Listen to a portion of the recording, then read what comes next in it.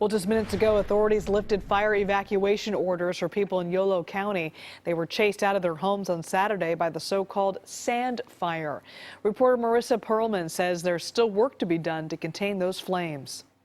From the ground to the air, fire crews have been using all different kinds of strategies to battle these hot spots, including taking water up into helicopters and dumping it on top of some of these hot spots.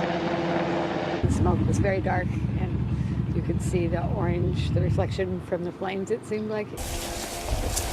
Micah Bennett returns back home off of Rumsey Canyon Road to see helicopters flying overhead and crews battling terrain in her backyard. It did feel almost like it's a war zone, but at the same time, I could tell you, nothing makes you feel better than to see those fire crews around here. She left after the mandatory evacuation was announced. I still left, but my neighbors mostly stayed. No one's homes were destroyed, but 7 outbuildings were burned over the weekend. But this was definitely the most frightening that they'd seen, in fact, because the wind was blowing so hard and the fire started so close. Bennett and her neighbors tell us they're used to this, but for first responders, battling these elements isn't easy. The ignitability is a lot easier, and so we just need to be careful with that. A few sparks land and it can just run again. Sandy Wargo with CAL FIRE tells us wind, humidity, and heat reaching triple digits makes this a slower process. Having to balance, carry equipment, it's a very difficult situation for them, but they're making a difference. CAL FIRE also tells us the humidity is something they're going to be keeping close tabs on today. We are at 8% when they're normally used to fighting fires like this in 23% humidity.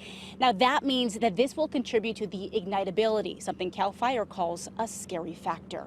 Reporting in Rumsey, Marissa Pearlman, KPIX 5.